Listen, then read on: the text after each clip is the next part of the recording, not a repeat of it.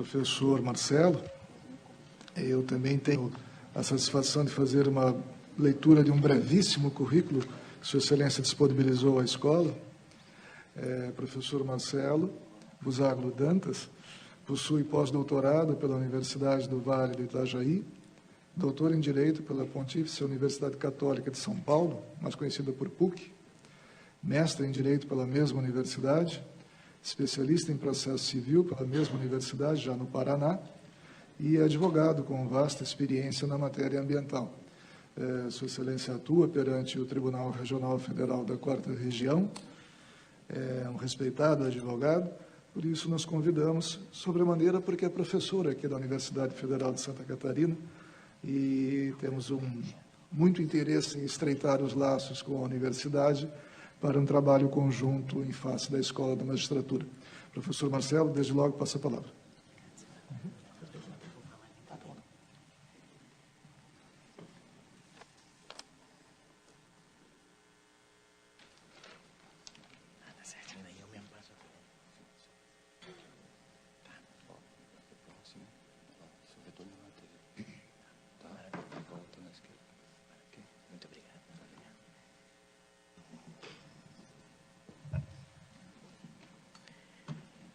Muito bom dia a todos. Eu gostaria, inicialmente, de saudar o eminente presidente, diretor-presidente da Escola da Magistratura, desembargador Vitor Lauzi, e, na sua pessoa, saudar os demais ilustres integrantes do egrégio Tribunal Regional Federal da 4ª Região aqui presentes. Saudar todos os juízes federais também que aqui se encontram, na pessoa do professor Gilson Jacobsen, meu colega, professor do programa de pós-graduação da Univale.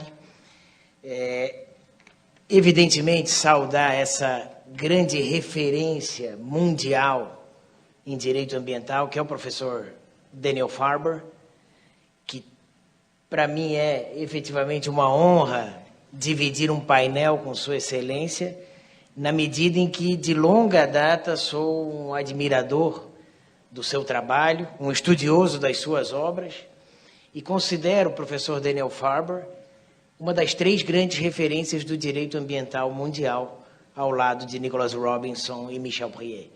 Então, para mim é uma grande satisfação, agradeço mais uma vez o gentil e honroso convite formulado pela Imagens para estar aqui na manhã de hoje, numa posição bastante difícil, é bem verdade, porque falar após o professor Farber e antes do professor Delton e do professor Paulo Afonso, realmente não poderia ser pior a minha posição. Mas eu vou tentar me desincumbir desse mistério, traçando um panorama daquilo que eu julgo, reputo, mais relevante no tocante a esse tema de litigância climática. Procurarei ser breve, senhor presidente, não vou usar o tempo todo, até para permitir a fala dos meus ilustres colegas e amigos que hão de me suceder, e também para permitir, eventualmente, algum tipo de debate. Eu vou dividir a apresentação em 4 partes, repito, muito céleres. Falarei inicialmente sobre algumas constituições mundiais que foram alteradas para incorporar a proteção, não a proteção ambiental, mas a preocupação com as mudanças climáticas em seus textos.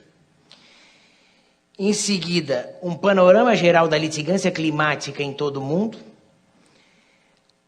Alguns casos que são referência sobre o tema, 2 deles já muito bem mencionados aqui, mas ainda assim eu faço questão de rapidamente falar sobre Massachusetts versus EPA e Juliana versus United States, porque são realmente casos históricos, célebres no tema da litigância climática. E, por fim, os comentários, os argumentos favoráveis e contrários à possibilidade do Poder Judiciário intervir nesse tipo de demanda que envolva mudanças climáticas. Eu havia preparado, senhor presidente, uma apresentação mais ampla, e evidentemente eu vou passar, dado o adiantado da hora, para não cansá-los. São questões que são relativamente básicas. Também me ponho, embora não do mesmo valor da apresentação do ministro Herman Benjamin, mas também a minha apresentação fica inteiramente à disposição da escola, desde já, porque eu não vou poder, obviamente, falar sobre, mencionar todos os slides que eu havia preparado. Como eu disse, então, alguns países, notadamente aqueles que maior preocupação têm, caso a previsão de alteração do clima se concretize nos níveis esperados, esses países passaram a editar textos constitucionais ou alterar os seus textos para incorporar, por exemplo, a necessidade de adaptação às mudanças climáticas, caso da República Dominicana. Da mesma forma, a Constituição da Venezuela, de 1999, textualmente fala na camada de ozônio, na proteção ao clima. Constituição do Vietnã exige que o Estado tome iniciativas na prevenção e resistência contra calamidades naturais e resposta às mudanças climáticas. Vejam, algum tempo atrás, o texto constitucional brasileiro era uma referência, e de fato, historicamente foi, só que a nossa Constituição hoje está completando 30 anos, agora em outubro. Ela inspirou muitas constituições, especialmente da América Latina, que em alguma medida até ampliaram a proteção, caso da Colômbia, caso do Equador.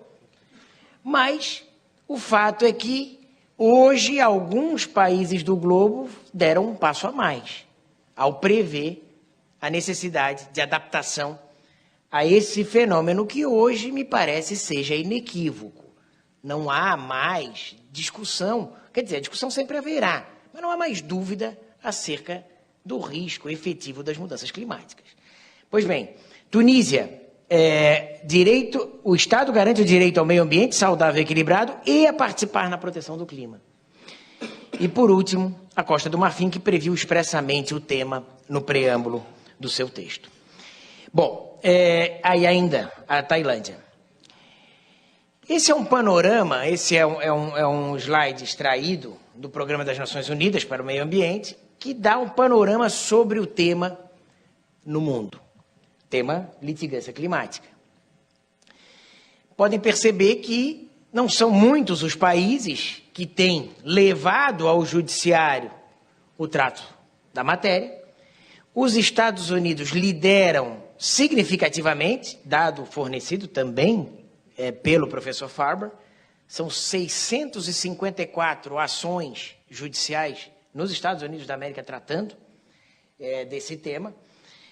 E aí, faço um parênteses, porque eu, assim como o professor Delton, sempre fui entusiasta do direito americano, especialmente do direito ambiental americano, e muita gente perguntava, mas nos Estados Unidos, por que os Estados Unidos?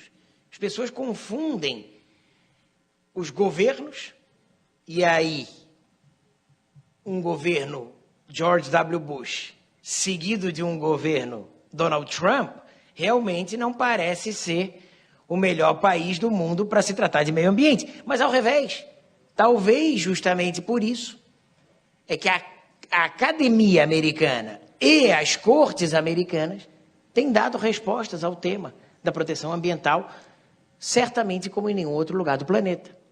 Daí a razão do meu interesse, daí a razão de eu ter feito uma parte do doutorado quando tive a oportunidade de assistir o professor Daniel Farber no Senado de Washington, no ano de 2012, numa conferência, e desde então venho seguindo os seus passos.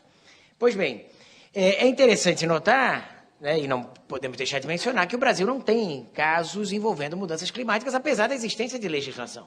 Nós temos uma lei federal de mudanças climáticas, temos um decreto que é regulamento, estavam ali mencionados na introdução, mas não temos causas envolvendo mudanças climáticas, né? As coisas costumam chegar no Brasil depois de alguns anos, depois de algum tempo. Há vários exemplos sobre isso, inclusive na área ambiental. A Lei de Resíduos Sólidos, que é de 2010, por exemplo, tratou de temas extremamente relevantes, dentre eles a logística reversa, a destinação ambientalmente adequada de embalagens, produtos. Só que agora, passados 8 anos, é que a lei começa, para usar uma expressão popular, a pegar. Eu quero ver o tradutor agora se vira. Já deve estar um problema para o tradutor para acompanhar o manezinho, né? Eu peço desculpas aí para o tradutor, mas lamento, professor Farber, I'm sorry, mas vou tentar, então, evitar o coloquial. Pois bem, talvez seja isso, talvez o fato de que nós estamos ainda no Brasil atacando outras frentes que têm relação com as mudanças climáticas, seja o combate ao desmatamento, seja o combate à poluição atmosférica, tudo isso indiretamente acaba levando a um resultado, sim, que beneficia a proteção ao clima. Talvez precisemos dar um passo além na medida em que o governo brasileiro se comprometeu a metas que são metas auspiciosas. E talvez ele não consiga atingir essas metas e aí pode ser que se abra um espaço para causas do tipo Massachusetts versus EPA. Pois bem, então esse é um panorama. Há outros países do globo que também possuem nada comparado com os Estados Unidos da América. Vou mencionar aqui algumas decisões para não me alongar. Há uma decisão, e a Colômbia é um país desses que eu me referi, da América Latina, que contemplou no texto constitucional a previsão, a proteção do meio ambiente e desenvolveu isso significativamente, não ainda do ponto de vista jurisprudencial. Essa é uma decisão que é realmente um leading case naquele país, uma decisão do Tribunal Constitucional da Colômbia, mas ainda não se tem na Colômbia o que nós temos no Brasil. Um arcabouço jurisprudencial de decisões em matéria ambiental altamente significativo, inclusive das Cortes Superiores, inclusive do Supremo Tribunal Federal. Mas essa é uma decisão digna de nota. É uma ação em que 25 autores buscavam proteção constitucional individualizada contra o fracasso do governo em proteger-se contra o desmatamento da Amazônia colombiana, um tema que nos interessa também diretamente. Essa causa foi julgada em 2016, a ação foi julgada procedente, e vejam que interessante, né? Entender-se que a Amazônia colombiana também desfruta de direitos legais de proteção. Uma tendência hoje mundial na doutrina, né? Uma obra de referência nos Estados Unidos sobre The Rights of Nature.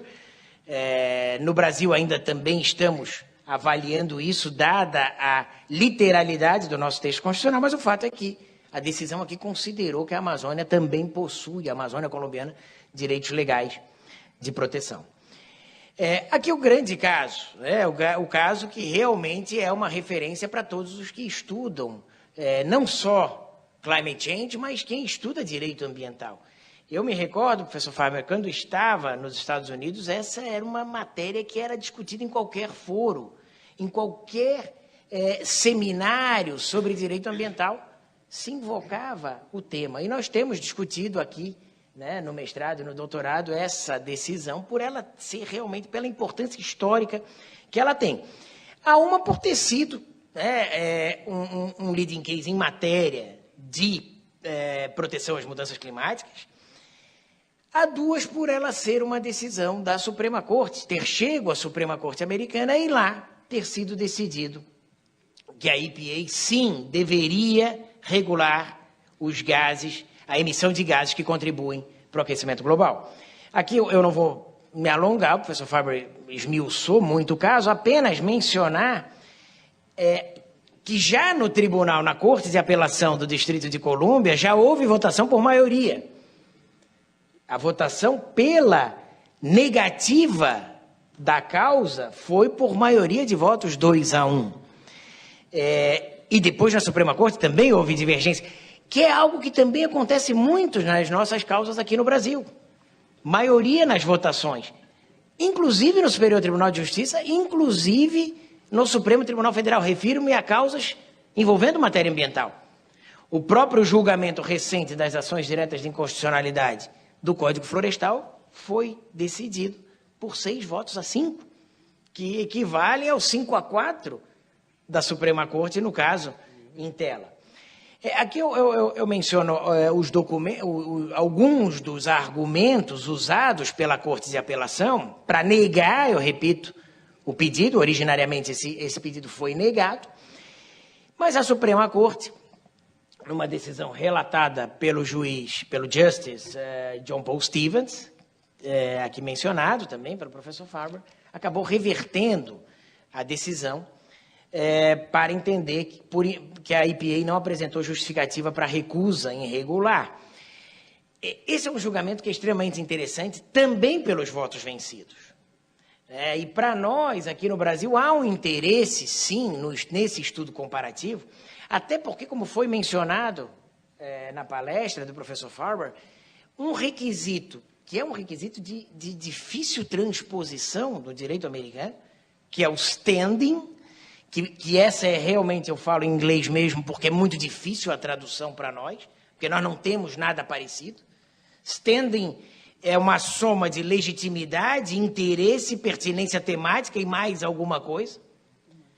E o que eu quero dizer com isso? Eu quero dizer com isso que é extremamente difícil alguém chegar à corte nos Estados Unidos por causa desse requisito, que foi muito bem explicitado aqui. Causa, dano. A pessoa tem que demonstrar que ela é lesada. Como demonstrar a lesão de algo que ainda não aconteceu? E foi esse o argumento, e aliás, o que se comenta é que dos 19 autores, a ação foi aceita por causa do estado de Massachusetts, que já tem comprovação de que a sua costa está sendo atingida pelas mudanças climáticas. E por isso se reconheceu o standing, apesar do voto bem fundamentado do Justice Scalia, um conservador, mas extremamente preparado, que foi um dos autores de votos vencidos, que entendia que não havia standing que admitisse a propositura da ação. Vou citar mais essa decisão e uma outra, um caso também que foi muito comentado na Europa, Fundação Urgenda versus Reino dos Países Baixos, Holanda, 900 cidadãos holandeses levaram seu governo ao tribunal para reduzir as emissões de gases de efeito estufa em todo o país. O tribunal julgou procedente a ação para determinar uma redução de 25% até 2020 em comparação com os dados de 1990. Uma decisão extremamente festejada naquele país. Ainda o governo da Holanda ainda está apelando, mas de qualquer maneira é um precedente extremamente importante. Vou passar essa decisão, é um caso interessante também. A Constituição do Havaí prevê proteção ambiental, não são todas as constituições estaduais americanas que prevêem, diferentemente do Brasil.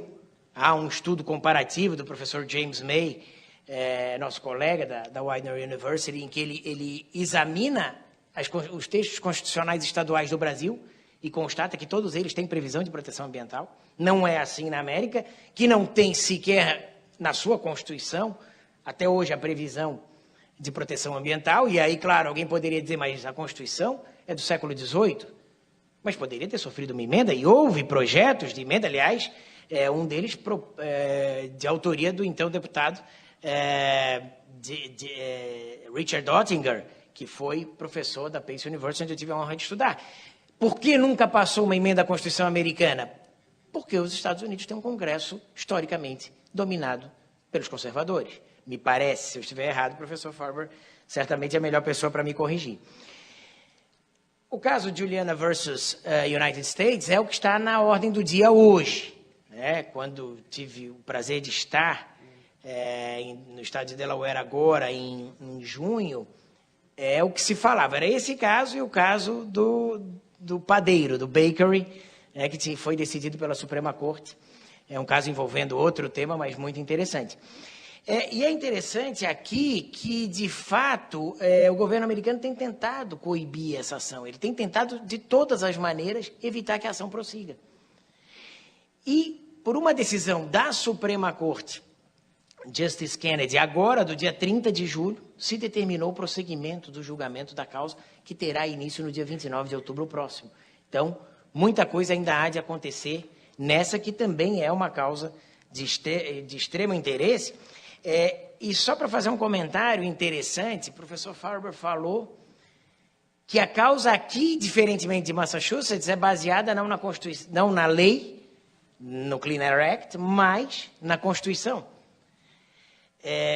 Na Public Trust Doctrine, A doutrina do interesse público é algo que é completamente diferente do sistema que nós temos no Brasil. Porque no Brasil, certamente por uma necessidade, nós tivemos de avançar um passo e criar a figura do direito difuso, que nada mais, nada menos é o direito público americano. Talvez a necessidade de que no Brasil, infelizmente, o interesse público nem sempre corresponde ao interesse da coletividade. Então, o que pode parecer um avanço do nosso sistema, de outro lado, pode representar, na verdade, um fracasso das instituições de tutelar o interesse da coletividade. Pois bem, eu vou avançar, eu não vou me alongar, eu tinha prometido falar apenas 20 minutos. Aqui eu tenho algumas decisões do STJ que tocam na temática, mas, repito, sempre indiretamente. Aquele mapa que eu mostrei, ele é verídico. Nós não temos causas versando sobre mudanças climáticas. Temos causas como, por exemplo, a da queimada da palha da cana-de-açúcar, em que o STJ indiretamente acabou dizendo, olha, não é possível a manutenção dessa técnica, porque ela contribui de modo significativo para as mudanças climáticas. Então, a variável é considerada, embora nós não tenhamos ainda um caso envolvendo o tema, embora tenhamos, inclusive, lei. Outras decisões em que se reconhece, também aqui mencionadas, mas eu repito, eu vou deixar esse material aí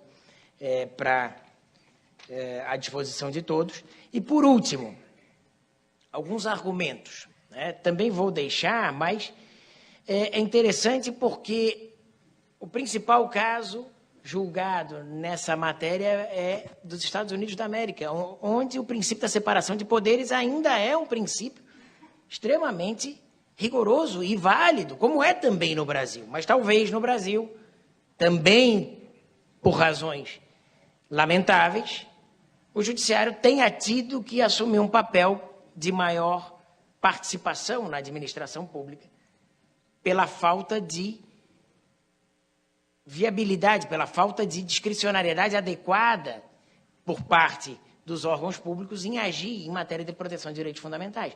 Mas o fato é que nesse país que tanto preza pela separação de poderes, a Suprema Corte decidiu que é possível sim ao judiciário impor uma obrigação à agência ambiental, à agência de proteção ambiental. Eu concluo, senhor presidente, peço desculpas se me alonguei, mais uma vez agradeço o honrosíssimo convite, para mim é uma honra inenarrável estar aqui na presença de vossas excelências, desse público tão seleto, e me coloco à disposição se eventualmente houver algum questionamento. Muito obrigado.